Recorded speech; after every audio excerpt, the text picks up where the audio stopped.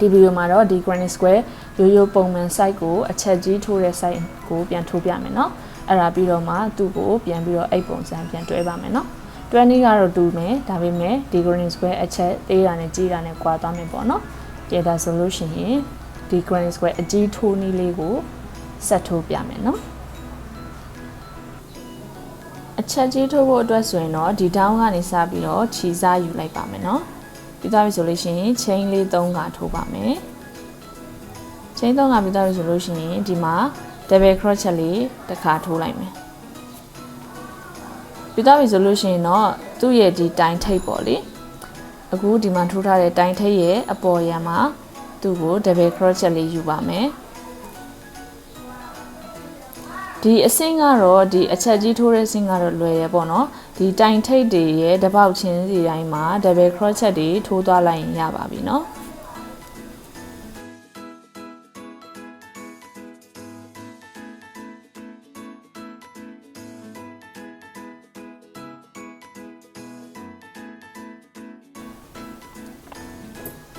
ဒါဆိုရင်ဒီdown ကွက်နေရာရောက်ပြီပေါ့နော်down ကွက်နေရာရောက်ပြီဆိုရင်သူ့ကိုဒီ down ကွက်ထဲမှာ double crochet လေးနှစ်ခါအရင်ထိုးပါမယ်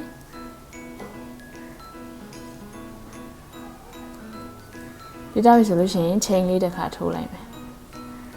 ပြီးရင်ဒီ down ကွက်ထဲမှာပဲနောက်ထပ် double crochet နှစ်ခါထပ်ထိုးပါမယ်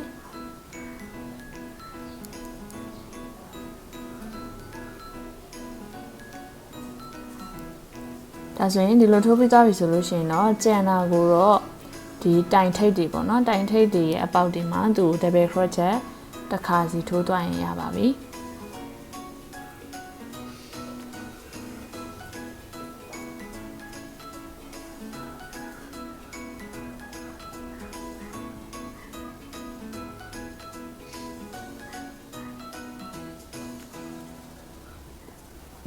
ဒါဆိုရင်ဒီတိုင်ထိပ်တွေမှာ double crochet တစ်ပေါက်တစ်ခါစီထိုးပြီးတော့ဒီ down အကွက်ကြရင် double crochet နှစ်ခါ chain တစ်ခါပြီးရင် double crochet နှစ်ခါဒီ down အကွက်မှာထိုးရမယ်နော်ပြီးတော့ရင်ပုံမှန်အတိုင်းဆက်ပြီးတော့ဒီအထိရအောင်ဆက်ထိုးသွားလိုက်ပါနော်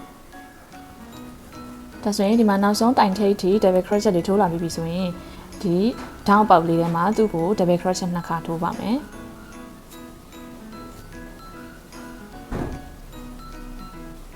ပြီးတော့ဆိုရင်တော့ chain လေးတစ်ခါထိုးပြီးတော့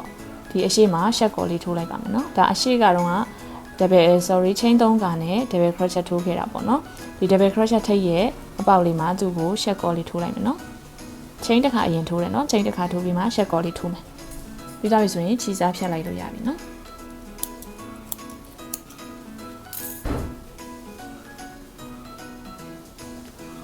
ဒါဆိုရင်တော့ဒါ granite square အချက်အကြီးလေးထိုးလို့ပြီးပြီပေါ့เนาะအရင်တော့ထိုးခဲ့တဲ့ site ကဒီ site သူကတော့အခုကျတော့ site ကြီးဖြစ်သွားတယ်ပေါ့နော်အဲ့ကိုကြီးကြီးလေးလိုချင်တာဖြစ်တဲ့အတွက်ကြောင့်မလို့ granite square အချက်ကိုပို့ပြီးတော့ကြီးထိုးလိုက်တာပေါ့နော်ကဲဒါဆိုလို့ရှိရင်ကြံတဲ့အချက်တွေကိုလည်းခုလိုမျိုးပဲဆက်ပြီးတော့ထိုးသွားမယ်နော်တစ်ချက်ချင်းစီတိုင်း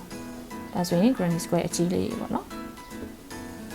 ဒါဆိုရင်တော့ဒီမှာအားလုံးဒီ granite square အချက်ကြီးလေးထိုးပြီးသွားပြီပေါ့နော်ဒါဆိုလို့ရှိရင်အရင်ဗီဒီယိုပေါ့နော်အရင်ဗီဒီယိုအသေးမှာ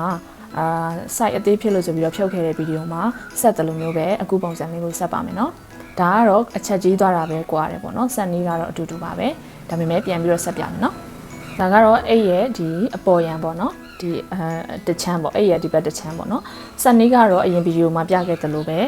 ဒီလိုအရင်ဆက်မယ်နော်ဒီလိုရင်းဆက်မယ်ဒါကဘေးဘက်ပေါ့နော်ဘေးဘက်ကဒီလိုတရိကန်ပုံစံသွားမှာပေါ့နော်ဒီလိုပုံစံလေးသွားမှာ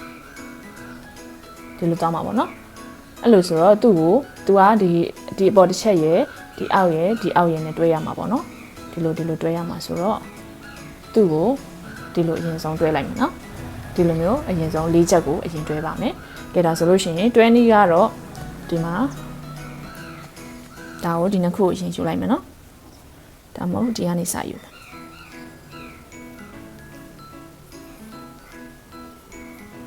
ချီကိုဒေါက်နေရပေါ့နော်ဒီမှာအလဲကောင်မှာအလဲကောင်မှာ chain တစ်ခါလေးချခဲ့တယ်ပေါ့နော်အဲ့ဒီ chain တစ်ခါရဲ့ဒီဘက်ဘေးတိုင်ကနေစပြီးတော့ထိုးပါမယ်နော်ဒါ chain တစ်ခါသူ့ရဲ့ဒီဘက်ဘေးတိုင်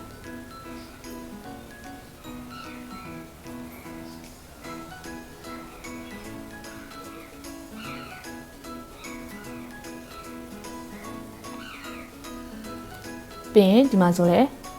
ဒီကအလဲကောင်ကချိန်တက်ခါသူ့ရဲ့ဒီဘက်ဘေးဒီလိုထိုးတယ်နော်အက်ကိုအောက်ကိုစိုက်ပြီးတော့ထိုးတယ်နော်ပြီးတော့ရင်အပေါ်ရန်ခြေစားကိုမီဘူးအောက်ခြေစားကိုပဲထိုးတယ်ပြီးရင်ဒီဘက်ကိုလည်းဒီလိုထိုးပြီးသွားပြီဆိုလို့ရှိရင်ဒီဘက်ကအစကိုပေါ့နော်ဒီဘက်ကအစကိုလည်းဒီအောက်ကခြေစားကိုပဲအပေါ်ကနေအက်ကိုထိုးထည့်လိုက်မယ်နော်ဒီလိုပုံစံအပေါ်အောက်ပုံစံဖြစ်နေမယ်ပြီးသွားပြီဆိုလို့ရှိရင်ဒီခြေစားကိုယူပါမယ်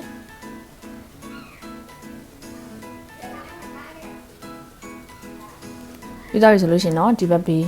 သူ့ရဲ့ဘေးအပေါက်ကနေပြန်စမယ်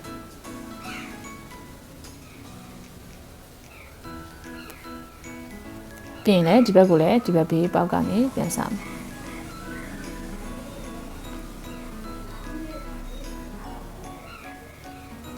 ပြီးရင်တော့ရှက်ကော်လေးထိုးလိုက်ပါမယ်နော်ပြီးရင်နောက်တစ်ပေါက်ကိုလည်းအခုလိုပုံစံပဲဆက်သွားမယ်နော်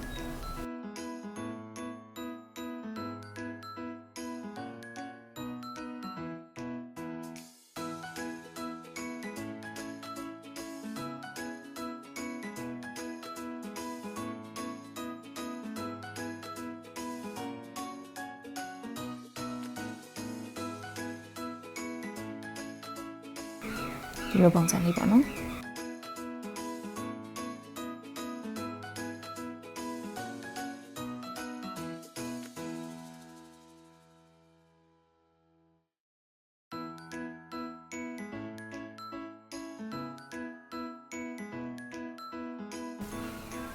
ဒါဆိုရင်ဒီလိုပုံစံကိုအဆုံးထိရအောင်ဆက်သွားလိုက်ပါနော်ဒါဆိုရင်ဒီမှာဒီဒေါင်းနေရာလေးကိုရောက်သွားပြီပေါ့နော်ဒေါင်းနေရာလေးရောက်တဲ့အခါကျရင်သူ့ကိုဒီအပေါက်ထဲကိုထိုးလိုက်မယ်နော်သူ့ရဲ့အလဲကောင်အပေါက်ထဲကိုထိုးလိုက်မယ်ပြီးတော့ရင်ဒီဘက်ကိုလည်းဒီအပေါက်ထဲကိုထိုးလိုက်မယ်ပြီးတော့ပြီဆိုလို့ရှိရင်တော့သူတို့နှစ်ခုကိုရှက်ကော်လေးထိုးပါမယ်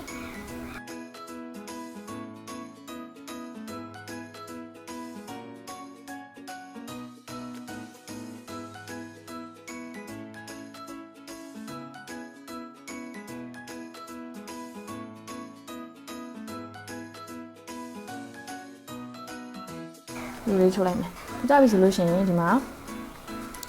စစောကတော့ငါဘယ်လိုဆက်လဲဆိုတော့ဒီလိုပုံစံပေါ့နော်။ sorry ဒီလိုပုံစံဆိုတော့ဒီလိုပုံစံဆိုတော့သူ့ကိုဒီနှစ်ချက်နဲ့ထပ်ပြီးတော့တွဲရမှာပေါ့နော်။ဒီနှစ်ချက်နဲ့တွဲတဲ့အခါကျရင်ဒီမှာ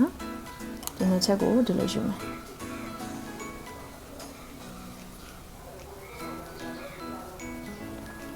ရက်ကိုဒီလိုယူပြီးတော့ပြီဆိုလို့ရှိရင်သူ့ကိုဒီမှာအလဲကောင်းမှာ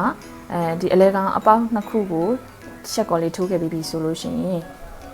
ဒီအရှိပေါ့နော်ဒီအရှိကလည်းအလဲကောင်းပေါ့ဒီအလဲကောင်းအပေါက်မှာသူ့ကိုချက်ကော်လေးထိုးမယ်နော်ဒီဘက်ကလည်းဒီမှာနော်ဒီဘက်ကလည်းအလဲကောင်းအပေါက်ကိုထိုးလိုက်တယ်ဒီဘက်ကလည်းအလဲကောင်းအပေါက်ကိုထိုးမယ်ပြီးတော့ပြီဆိုလို့ရှိရင်နှစ်ခုကိုချက်ကော်ထိုးမယ်နော်ဒါကတော့ဟိုဘက်ဒီဘက်ဆက်ပြီးတော့ထိုးသွားရမှာပေါ့နော်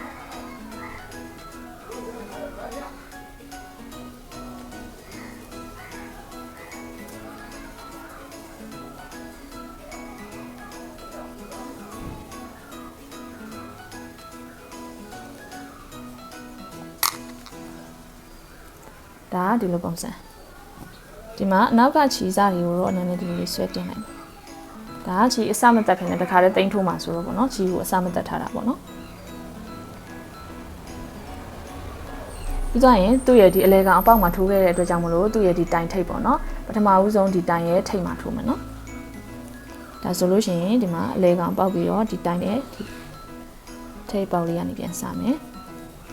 ပြီးရင်ဒီဘက်မှာလည်းဒီဘက်ထိပ်ပေါ့နော်ဒီတိုင်ရဲ့ဒီဘက်ထိပ်အပေါက်ကနေသူ့ကိုပြန်ယူပါမယ်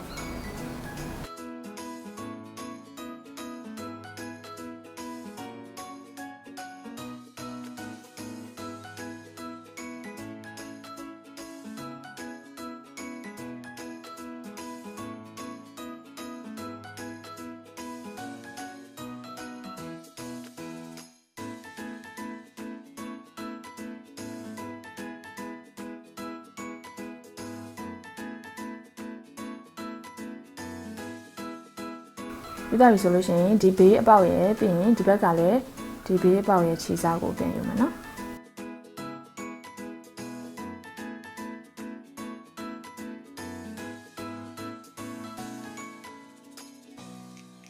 ပြီးရင်လည်းဒီလိုမျိုးသူ့ဘေးကရဲ့တစ်ပေါက်ချင်းစီကိုစောစောကဆက်တယ်လို့မျိုးပဲဆက်သွားရမှာပေါ့နော်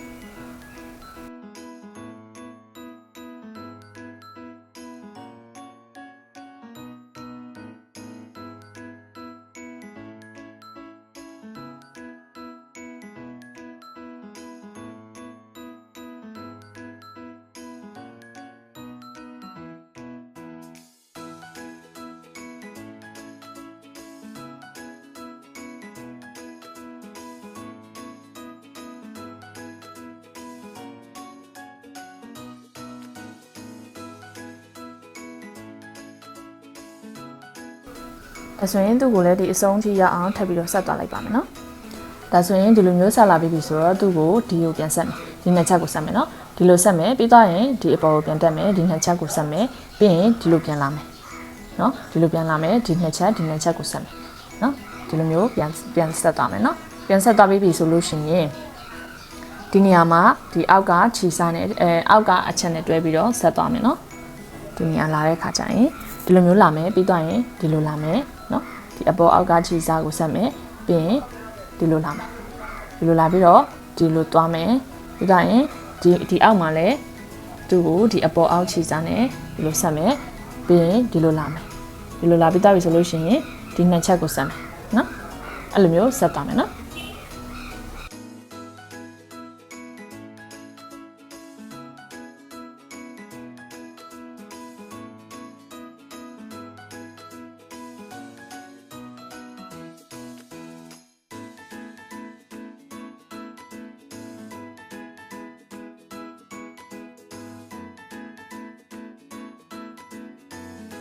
အောက်မှာဒီအောက်ဖက်အချမ်းအတွက်ကိုဒီအောက်က granny square တစ်ချက်ခံပြီးတော့ဒီနှစ်ခုဘေးကိုဆက်သွားမယ်ပြီးတော့ဆိုတော့မှဒီအပေါ်နဲ့ဒီအပေါ်ချီကိုအပေါ်အချက်ကိုဆက်မယ်နော်ဒီနှစ်ခုဆက်မယ်ပြီးတော့ဆိုလို့ရှိရင်ဒီနှစ်ခုဆက်မယ်ဒါဆိုရင်ဒီဘက်တစ်ချမ်းအတွက်ကရသွားပြီပေါ့နော်ကဲဒါဆိုလို့ရှိရင်ဒီကနေဒီထိသွားတာရဲ့ဒီလိုသွားတာရဲ့ဒီလိုသွားတာရဲ့ကိုဒီတိုင်းလေးပဲထပ်ပြီးတော့ဆက်သွားလိုက်ပါနော်ဒါဆိုရင်ဒီဘက်ချမ်းအတွက်ရသွားပြီပေါ့နော်ဒီဘက်ချမ်းအတွက်ရသွားပြီဆိုရင်ဒီမှာအဲ့ပုံစံလေးပုံဖော်ကြည့်ဒါဒီလိုအောက်ကိုခောက်ရမယ်နော်ဒါလည်းဒီဘေးကိုခောက်ရမယ်ဒါလေးကလည်းဒီလိုဘေးကိုခောက်ရမယ်အဲ့ပုံစံဒီလိုဖြစ်မယ်အဲ့တော့ဒီဘက်တစ်ချမ်းကိုလမ်းလိုက်မယ်ဒီဘက်တစ်ချမ်းကိုလမ်းလိုက်တဲ့အခါကျရင်ဒီမှာသူ့ကို3ချက်ထပ်ဆက်ရမယ်ပေါ့နော်ဒီလို3ချက်ထပ်ဆက်ရမယ်ဆိုတော့ဒီမှာဒီဘက်ထိပ်မှာဆုံးခဲ့ဒီဘက်ထိပ်မှာအခုခြေစားမဖက်ရသေးဘူးပေါ့နော်ဆက်တဲ့နေရာဒီဘက်ထိပ်ထိဆုံးခဲ့တယ်ဆိုတော့သူ့ကိုဒီလိုပြန်ဆက်သွားမယ်ပြီးတော့ဒီအတန်းလိုက်ကိုဆက်သွားမယ်နော်ဒီနှစ်ချက်စီဒီအတန်းလိုက်ဆက်သွားမယ်ပြီးတော့ပြီဆိုလို့ရှိရင်ဒီလိုဆက်သွားပြီဆိုလို့ရှိရင်ဒီအတန်းကနေဒီလိုဆက်မယ်ပြီးရင်ဒီဘက်ကိုပြန်ဆက်မယ်အဲ့ဒီခါကျရင်ဒီကနှစ်ချက်ကလွတ်နေမယ်နော်နောက်ဆုံးမှာဒီနှစ်ချက်ကိုပြန်ဆက်မယ်နော်ဒါဆိုရင်ဒီလိုလာမယ်ပြီးရင်ဒီကနေပြီးတော့ဒီထိဆက်မယ်ပြီးရင်ဒီတန်းပြန်ဆက်မယ်ဒါဆိုရင်ဒီအိတ်ပုံစံကတော့ပြီးပြီပေါ့နော်။ဒါဆိုလို့ရှိရင်အခုအရှိမဒီရှေ့ဘက်ချမ်းမှာဆက်ပြခဲ့တဲ့အတိုင်းပဲထပ်ပြီးတော့ဆက်သွားလိုက်ပါနော်။ဆက်နီးကတော့အတူတူပဲမလို့ဆက်မပြတော့ဘူးပေါ့နော်။ဒါဆိုရင်တော့ဟိုဘက်ဒီဘက်လည်းဆက်ပြီးသွားပြီပေါ့နော်။ဆက်ပြီးသွားပါပြီ။ဒီဟာအတွင်းပေါ့နော်။အတွင်းမှာတော့ခြေစားလေးတွေကျန်မယ်။ဒါကအစတက်လို့လည်းရတယ်ပေါ့နော်။ပြီးတော့မှအဲ့လေးနဲ့လိုက်စတက်မယ်နော်။ပြီးပြီဆိုလို့ရှိရင်ဒီမှာသူ့ကိုကြိုးထိုးမယ်ပေါ့နော်။ကြိုးထိုးတဲ့ခါကျရင်ဒီမှာလည်းအစတက်ရမှာဟာလေးရှိရနော်။ပြီးတော့မှအဲ့နဲ့လိုက်ပြီးတော့အစတက်မယ်နော်။ဒီမှာကြိုးထိုးရမှာရှိတဲ့ခါကျတော့သူ့ကိုဘယ်ကနေစမလဲဆိုလို့ရှိရင်ဒီဘက်ဘေးပေါ့နော်ဒီနှစ်ခုကဒီလိုသွားမဆက်ဘူးနော်ဟိုဘက်ဒီဘက်ကိုဒီလိုမဆက်ဘူးတစ်ခုချင်းစီကိုထိုးသွားမယ်ဒီနေရာမှာဒီအဖြူရောင်ချီကိုပဲသုံးမယ်နော် main color ကိုပဲသုံးပါမယ်အရင်ဆုံး slit knot လေးလုပ်ထားပါမယ်နော် slit knot လေးလုပ်လိုက်မယ်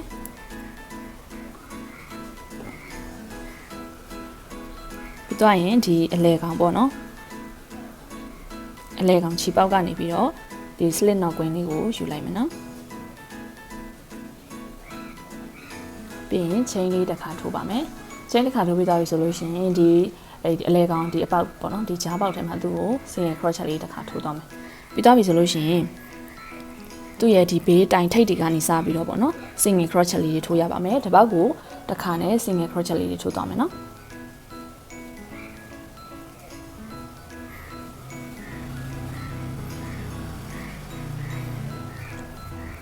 ဒီနေရာမှာမှတ်ကြိတ်လေးမှတ်ထားလိုက်ရတယ်နော်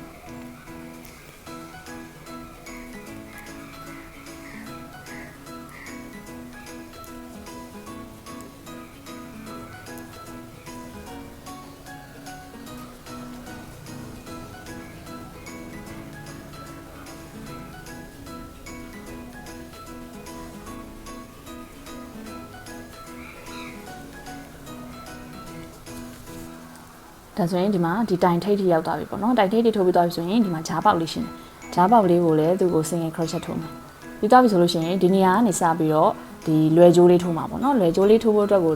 ကြတော့ chain လေးတွေထိုးသွားပါမယ်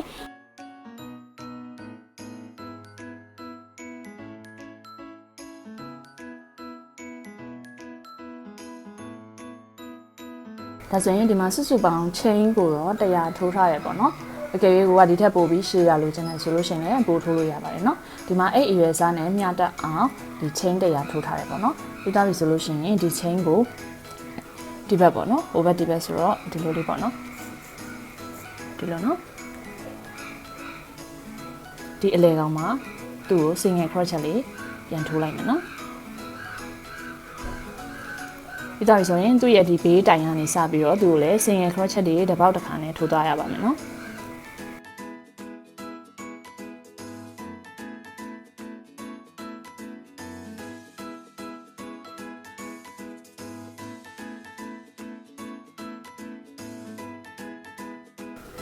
ဒါဆိုရင်ကျိုးနဲ့ဒီအစုံထိထိုးပြီးသွားပြီဆိုလို့ရှိရင်သူ့ကိုဒီဘက်အချမ်းကိုပြန်ကူးရမှာပေါ့နော်ဒီဘက်ချမ်းကိုပြန်ကူးမယ်နော်ကူးတဲ့ခါကျလို့ရှိရင်ဒီမှာအလဲကောင်ပေါ့နော်သူ့ရဲ့အလဲကောင်မှာသူ့ကို single crochet လေးထိုးလိုက်မယ် sorry သူ့ကိုရှက်ကော်လေးထိုးလိုက်မယ်နော်ရှက်ကော်လေးထိုးမယ်ပြီးတော့ chain လေးတစ်ခါထိုးမယ်ပြီးရင်ဒီပေါက်ထဲမှာပဲသူ့ကို single crochet လေးနဲ့ပြန်စမယ်နော်ဒီတောက်ပြီဆိုလို့ရှိရင်ဒီတိုင်ထိပ်အပေါက်ကနေပဲ single crochet လေးတစ်ပေါက်တစ်ခါပြန်ထိုးသွားပါမယ်နော်စောစောကဟိုဘက်ချမ်းမှာကြိုးစထိုးခဲ့တော့ငါလိုမျိုးပေါ့နော်အဲ့လိုမျိုးပြန်ထိုးသွားပါမယ်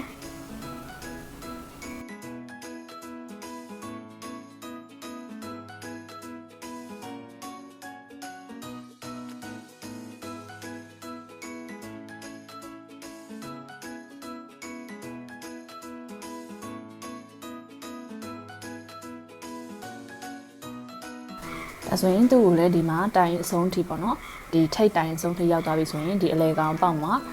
single crochet လေးတစ်ခါထိုးပြီးတော့စောစောကဟိုဘက်မှာ chain 100ထိုးခဲ့တယ်ပေါ့နော်ဒီဘက်မှာလည်း chain 100ထိုးပါမယ်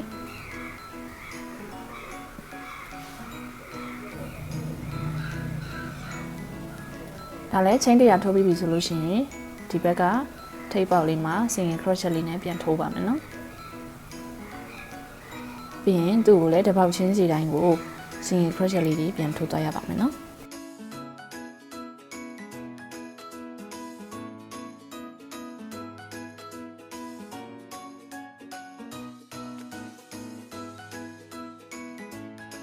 ဒါဆိုရင်သူ့ကိုဒီဘက်အဆုံးထိထိုးပြီးသွားပြီဆိုတော့ဒီမှာအမှတ်ကျိတ်မှတ်ခဲ့တဲ့နေရာကိုရောက်ပြီပေါ့နော်အဲ့ဒီနေရာရောက်ပြီဆိုလို့ရှိရင်ဒီအမှတ်ကျိတ်နေရာမှာသူ့ကိုရှက်ကော်လေးနှမ်းချိတ်လိုက်မယ်နော်ပြီးသားပြီဆိုရင် chain လေးတစ်ခါထိုးမယ်ပြီးရင်ဒီအပေါက်မှာပဲသူ့ကို single crochet လေးပြန်ထိုးမယ်နော်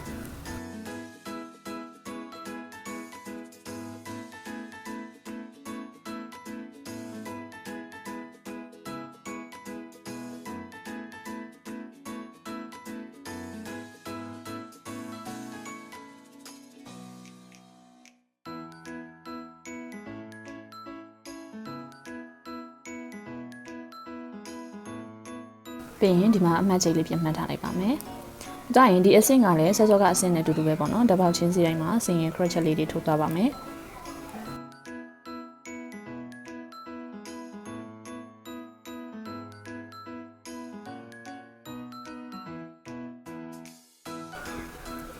ပြီးသားပြီဆိုလို့ရှိရင်သူ့ကိုကျိုးနေရာရောက်ပြီပေါ့နော်။ကျိုးနေရာရောက်တဲ့အခါကျလို့ရှိရင်ဒီကျိုးကိုပေါ့နော်။ single crochet လေးတွေပဲပြန်ပြီးတော့ထိုးသွားပါမယ်။ဒီမှာနော်နောက်ဆုံးဒီအပေါက်ထဲကနေပဲ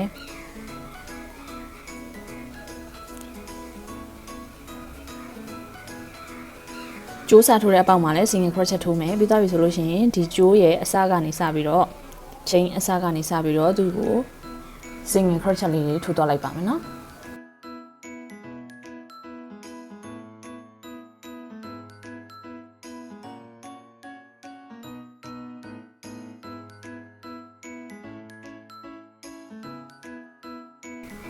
ဒါဆိုရင်ဒီကနေစပြီးတော့ဒီပက်လဲပေါ့နော်ဒီပက်လဲဒီဘက်ကျိုးပက်လဲအထိကိုတစုံကိုပေါ့နော် single crochet လေးတွေနဲ့ပြန်ပြီးတော့ထိုးသွားရပါမယ်နော်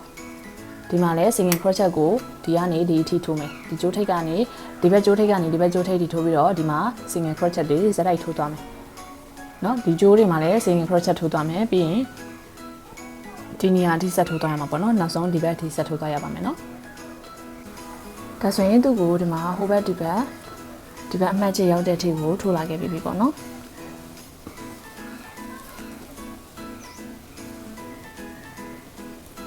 ဒါဆိုရင်ဒီမှာဒီအမှတ်ချက်နေရာမှာနောက်တစ်တန်းထပ်သွားပါမယ်နော်ဒီအမှတ်ချက်နေရာမှာသူ့ကိုရှက်ကော်လေးထိုးမယ်ပြီးရင် single crochet လာမယ်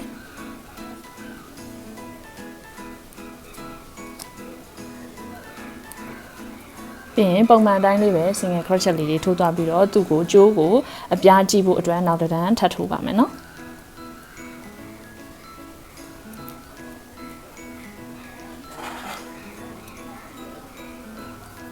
ဒါဆိုရင်ဒီကနေပြီးတော့ပဲဒီလိုမျိုးကြိုးပပတ်လေကိုထပ်ပြီး single crochet တွေနဲ့ထပ်သွားမယ်နော်ဒီကြိုးကနေဒီဘက်ကြိုးအထိကိုဒီဘက်ရောက်တဲ့အထိကိုထပ်ပြီးတော့ထိုးသွားရမှာပေါ့နော်နောက်တစ်တန်းထပ်ထိုးရမှာပေါ့နော်ဒါဆိုရင်ဆက်ပြီးတော့ထိုးသွားလိုက်ပါနော်ဒါဆိုရင်နောက်ဆုံးဒီမှာအမှတ်ချိန်နေအောင်ရောက်ပြီပေါ့နော်အမှတ်ချိန်နေအောင်ရောက်ပြီဆိုရင်ဒီအဆင့်မှာတော့သူ့ကိုရှက်ကော်လေးထိုးပြီးတော့ခြိစားဖြတ်လို့ရပြီပေါ့နော်ဒါဆိုရင်ဒီအပြင်ဘက်ကကြိုးလိုင်းတော့ပြီးပြီပေါ့နော်ပြီးရင်ဒါကိုလည်းအလေးနဲ့အစားပြန်တက်တယ်နော်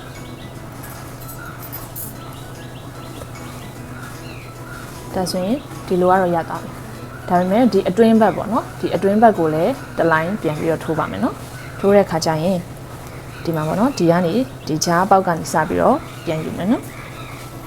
ထိုးနည်းကတော့ single crochet တွေနဲ့ပဲသွားတာဖြစ်တဲ့အတွက်ကြောင့်မလို့ထိုးနည်းကတော့မရှုပ်ဘူးပေါ့နော်ဘတ်တန်တွေအများကြီးမှတ်စရာမလိုပါဘူးဒီမှာဒီအလေကောင်ဒီဂျားပေါက်ထဲကနေပြီးတော့ပဲဒီချီကိုယူမယ်နော်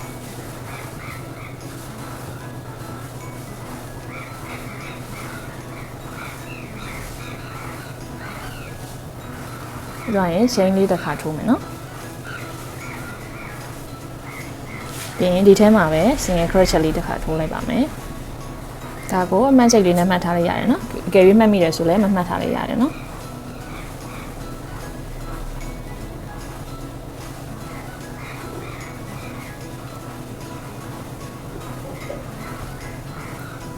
ဒါရင်သူ့ကိုလည်းဒီလိုပဲဒီတိုင်ထိပ်ကနေစပြီးတော့ single crochet လေးထိုးသွားရမှာပေါ့နော်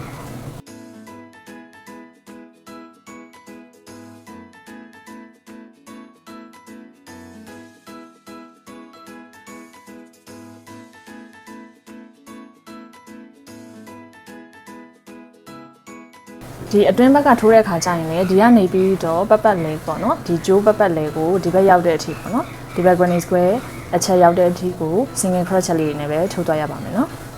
ဒါဆိုရင်တော့ဒီတိုင်းလေးပဲဆက်ပြီးတော့ထိုးသွားလိုက်ပါနော်ဒါဆိုရင်ဒီမှာနောက်ဆုံးဒီဘက်အပေါက်ထိထိုးခဲ့ပြီးပြီဆိုတော့ဒီနေရာမှာရှက်ကော်လေးထိုးတဲ့နေရာမှာသူ့ကိုရှက်ကော်လေးနဲ့ပြန်ချိတ်လိုက်မယ်နော်